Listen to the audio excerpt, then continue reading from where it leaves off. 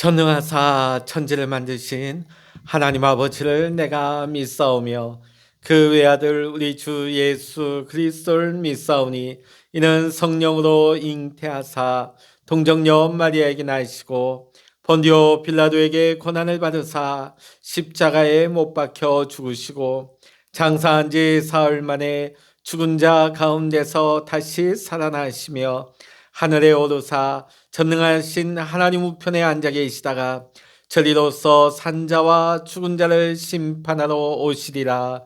성령을 믿사오며 거룩한 공회와 성도가 서로 교통하는 것과 죄를 사하여 주시는 것과 몸이 다시 사는 것과 영원히 사는 것을 믿사옵나이다. 아멘. 찬송가 525장입니다.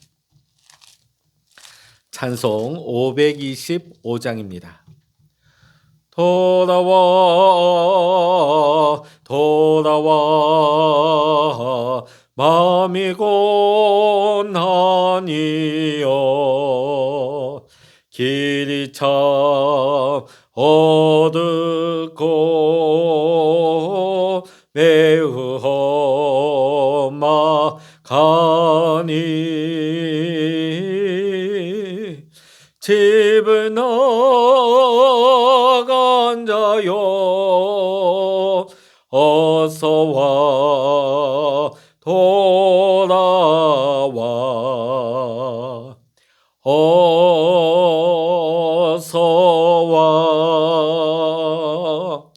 돌아오라 돌아와 돌아와 해가 질 때까지 기다리고 계신 우리 아버지께 집을 나간 자여 어서와 돌아와 어서와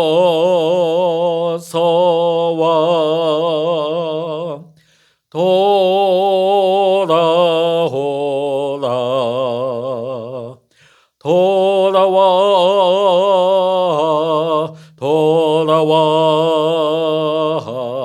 환난이 있는 곳과 죄가 있는 곳과 미혹받는 데서 집을 나간 자여 어서와 돌아와 어서와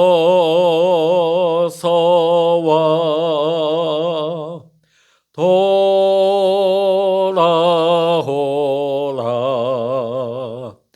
돌아와 돌아와 집에 돌아오라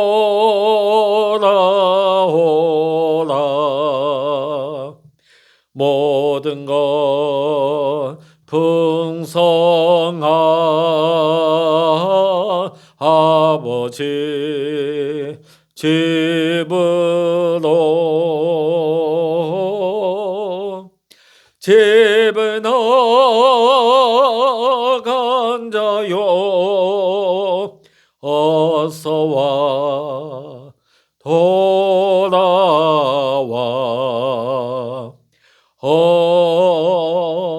어서와 돌아오라. 아멘. 이 시간 우리에게 주시는 하나님의 말씀 구약성서 이사야 19장입니다. 이사야 19장 1절로부터 25절까지 구약성서 988면 이사야 19장의 말씀 함께 읽도록 하십니다. 애굽에 관한 경고라. 보라, 여호와께서 빠른 구름을 타고 애굽에 임하시리니 애굽의 우상들이 그 앞에서 떨겠고 애굽인의 마음이 그 속에서 녹으리로다. 내가 애굽인을 격동하여 애굽인을 치리니 그들이 각기 형제를 치며 각기 이웃을 칠 것이요 성읍이 성읍을 치며 나라가 나라를 칠 것이며 애굽인의 정신이 그 속에서 쇠약할 것이요 그의 계획을 내가 깨트리리니 그들이 우상과 마술사와 신접한 자와 요술객에게 물으리로다. 내가 애굽인을 잔인한 주인의 손에 붙이리니 포악한 왕이 그들을 다스리리라. 주 만군의 여호와의 말씀이니라.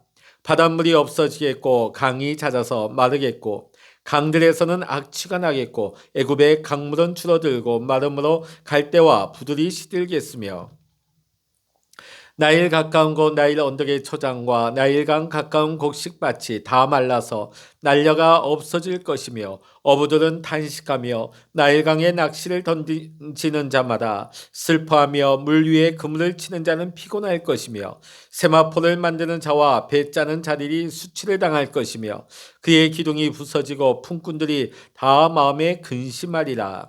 소안의 방백은 어리석었고 바로의 가장 지혜로운 모사의 책략은 우둔하여졌으니 너희가 어떻게 바로에게 이르기를 나는 지혜로운 자들의 자손이라 나는 옛 왕들의 후예라 할 수 있으랴. 너의 지혜로운 자가 어디 있느냐. 그들이 만군의 여호와께서 애굽에 대하여 정하실 뜻을 알 것이요 곧 내게 말할 것이니라. 소안의 방백들은 어리석었고 노베의 방백들은 미혹되었도다. 그들은 애굽 종족들의 모퉁이 도리건을 애굽을 그득하게 하였도다. 여호와께서 그 가운데 어지러운 마음을 섞으셨으므로 그들이 애굽을 매사에 잘못 가게 함이 취한 자가 토하면서 비틀거림 같게 하였으니 애굽에서 머리나 꼬리며 종려나무 가지나 갈대가 아무 할 일이 없으리라. 그날의 애굽이 부녀와 같을 것이라. 그들이 만군의 여호와께서 흔드시는 손이 그들 위에 흔들림으로 말미암아 떨며 두려워할 것이며 유다의 땅은 애굽의 두려움이 되리니 이는 만군의 여호와께서 애굽에 대하여 정하신 계획으로 말미암음이라. 그 소문을 듣는 자마다 떨리라. 그날의 애굽 땅의 가나안 방언을 말하며 만군의 여호와를 가리켜 맹세하는 5 성읍이 있을 것이며 그 중 하나를 멸망의 성읍이라 칭하리라. 그날의 애굽 땅 중앙에는 여호와를 위하여 제단이 있겠고 그 변경에는 여호와를 위하여 기둥이 있을 것이요 이것이 애굽 땅에서 만군의 여호와를 위하여 징조와 증거가 되리니 이는 그들이 압박하는 자들로 말미암아 여호와께 부르짖겠고 여호와께서는 그들에게 한 구원자이자 보호자를 보내사 그들을 건지실 것입니다. 여호와께서 자기를 애굽에 알게 하시리니 그날에 애굽이 여호와를 알고 제물과 예물을 그에게 드리고 경배할 것이요 여호와께 서원하고 그대로 행하리라. 여호와께서 애굽을 치실지라도 치시고는 고치실 것이므로 그들이 여호와께로 돌아올 것이라. 여호와께서 그들의 간구함을 들으시고 그들을 고쳐 주시리라. 그날에 애굽에서 아수르로 통하는 대로가 있어 아수르 사람은 애굽으로 가겠고 애굽 사람은 아수르로 갈 것이며 애굽 사람이 아수르 사람과 함께 경배하리라.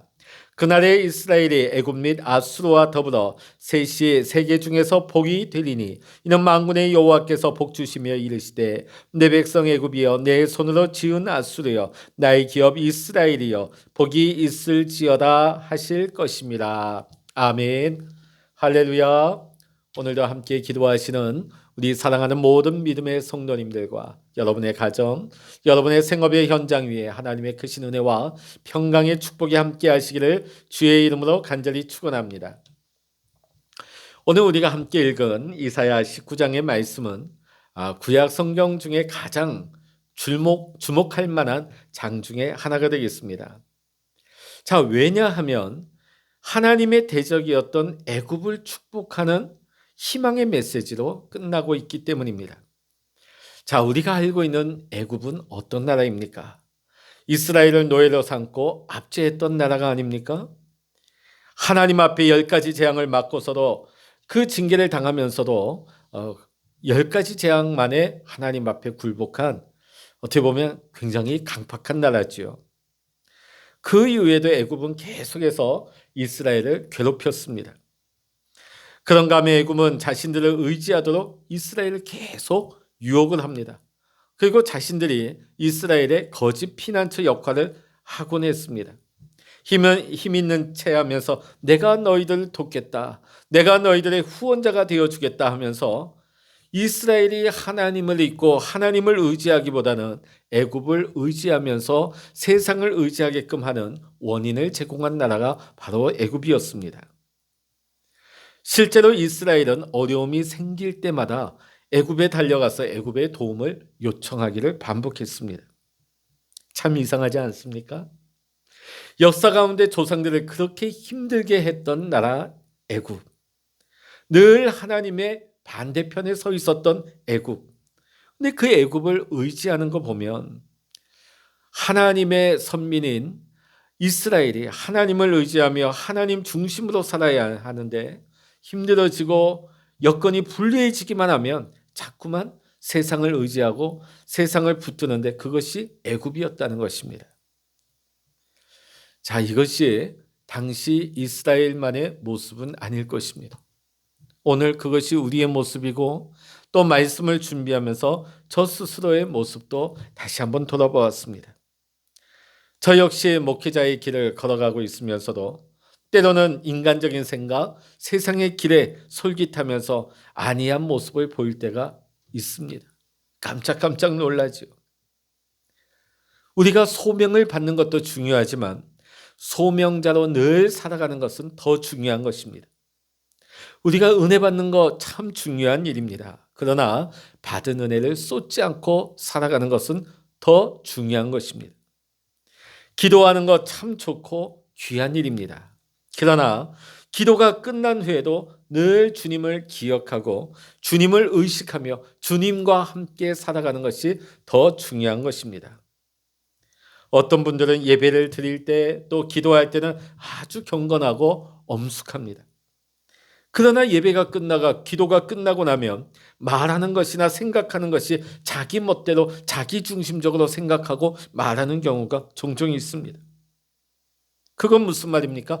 기도가 끝난 다음에 예배 이후에 전혀 주님의 통제 아래에 있지 아니하다. 자기 생각, 자기 멋대로 말하고 자기가 원하는 대로 살아가는 하나님의 다스림 가운데 있지 않다는 것을 반증하고 있는 것입니다. 이스라엘 백성이 하나님을 예배하며 기도할 때에는 분명히 거룩한 백성이었습니다. 그러나 문제는 성전을 나가서 기도가 끝나고 나서는 세상 밖으로 나가서는 은밀하게 우상을 섬겼고 애굽을 의지하기 위해 안간힘을 썼다는 것입니다. 그래서 오늘 19장 1절부터 3절을 보면 이사야는 애굽의 도움을 받으려 하지 말라고 경고하고 있습니다. 출애굽 당시처럼 이스라엘의 적인 이 애굽을 패배시키기 위해서 하나님께서 친히 애굽으로 가실 것이기 때문입니다. 하나님의 임재 가운데 애굽의 모든 신들은 공포에 떨게 되는 것입니다. 애굽의 사회, 경제, 정치가 다 흔들리고 무너집니다. 오랫동안 이름을 떨쳤던 애굽의 모략이 혼란에 빠지고 쓸모없게 되는 것입니다. 또 11절, 15절에 보면 철저하게 혼란 가운데 있는 애굽이 묘사되고 있는데 그 도시 중에 하나가 소안이라고 하는 도시가 나오고 있습니다. 이 소안이라고 하는 도시는 가나안에서 가장 가까운 애굽의 정치 중심지였습니다. 자, 그런데 이곳에 사는 애굽인들의 어리석음과 우둔함을 오늘 말씀은 지적하고 있습니다. 더 나아가서 그들이 누리고 있던 모든 것이 아무 소용이 없게 될 것이다. 무기력하게 될 것이라고 경고하고 있는 것입니다. 자, 그런데 오늘 19장의 19절 이후의 말씀을 보면 갑자기 분위기가 바뀌고 있습니다. 그랬던 애굽이 하나님의 심판을 받아서 무너지고 깨어지고 망할 수밖에 없는 그런 애굽이 갑자기 분위기가 바뀌죠. 하나님을 경배하게 될 것이며 새롭게 회복될 것임을 예언하고 있는 것입니다. 그들이 장차 회개하여 하나님께 돌아옴으로써 애굽 안에 하나님을 증거하는 일들이 곧 일어나게 될 것을 내다보고 있는 말씀입니다. 즉 오늘 본문의 말씀은 애굽이 다시금 일어나 하나님께로 돌아오게 될 것이라는 말씀이 되겠습니다. 애굽의 모든 고통과 시련의 순간이 끝나게 되고 하나님께 제물과 예물을 드리고 경배하게 될 것이라는 말씀이지요. 이와 같이 하나님께서는 심판 자체가 목적이 아니십니다. 하나님은 그 공의로 우리를 멸망시키는 것이 목적이 아닙니다. 하나님은 우리의 영적인 삶을 회복하기를 원하십니다. 우리가 은혜와 능력에 충만한 삶으로 살아가기를 원하십니다. 심지어 오늘 말씀을 보니까 이방 나라 애굽마저도 하나님은 다시금 일으키기를 원하시고 회복하기를 원하신다 하는 하나님 아버지의 마음을 보게 되어집니다. 자, 그러면 하나님께서 이 애굽을 어떻게 회복하고 계십니까? 먼저 19절의 말씀 우리 같이 한번 읽어보십니다. 19절입니다. 그날의 애굽 땅 중앙에는 여호와를 위하여 제단이 있겠고 그 변경에는 여호와를 위하여 기둥이 있을 것이요. 아멘. 오늘 제단이 애굽 땅 중앙에 있다고 나와 있습니다. 애굽 땅 중앙에 여호와를 위한 제단이 있겠고 애굽의 변경 국경에는 여호와를 위한 기둥이 서게 될 것이다. 하나님의 심판으로 무너진 애굽이 하나님을 예배하게 될 것이다. 이와 같이 무너진 곳을 회복시키는 하나님의 방법은 바로 예배의 회복입니다. 우리가 하나님을 떠나고 우리가 죄를 짓게 되면 가장 먼저 뭐가 무너질까요? 예배가 무너집니다. 예배의 감동이 사라집니다. 우리가 예배의 시간을 지키지 않습니다. 예배의 장소를 지키지 않습니다. 그리고 타성이 붙어서 예배를 빼먹어도 아무런 느낌이 없어요. 오히려 그것이 편하게 느껴지기까지 합니다. 감각을 잃어가고 있는 것이죠. 죄를 짓지만 하나님을 떠나지만 예배를 드리지 않지만 점점 더 그 영은 무디어져 가고 무감각해지는 것입니다. 하나님은 이런 사람을 일깨우기 위해서 강력한 은혜를 주십니다. 여러분, 하나님의 큰 은혜를 받으려면 완전히 꼬꾸라져야 합니다. 완전히 넘어져야 합니다. 그래야만이 깨닫기 때문입니다. 그래야만이 충격을 받고 일어나기 때문입니다. 여러분, 심정지가 온 환자분들에게 뭘 가합니까? 충격을 가하죠. 전기 충격을 가하게 되는 것입니다. 강한 자극을 줘서 멈춘 심장을 다시금 뛰게 하는 것입니다. 그런데 만일 건강한 사람에게 이 전기 충격기를 줘서 심장에 충격을 주게 되면 오히려 심장이 멈출 수 있습니다. 그러므로 영적인 강한 충격과 이 자극은 잠들어 있는 영혼, 병든 영혼에게 필요한 것입니다. 여러분, 영적으로 병든 자에게 삶의 충격이 필요한 것입니다. 삶의 충격 속에서 비로소 자신의 위치, 자신의 상태를 바라보게 됩니다. 오늘 하나님께서 이스라엘을 심판하신 것이 이와 같은 이치입니다. 애굽을 심판하신 것도 동일한 이치입니다. 그들은 하나님의 심판을 통하여서 하나님의 뜻을 비로소 깨닫습니다. 그때 하나님께서는 이들을 회복하십니다. 어떻게 회복하십니까? 바로 예배를 통하여서입니다.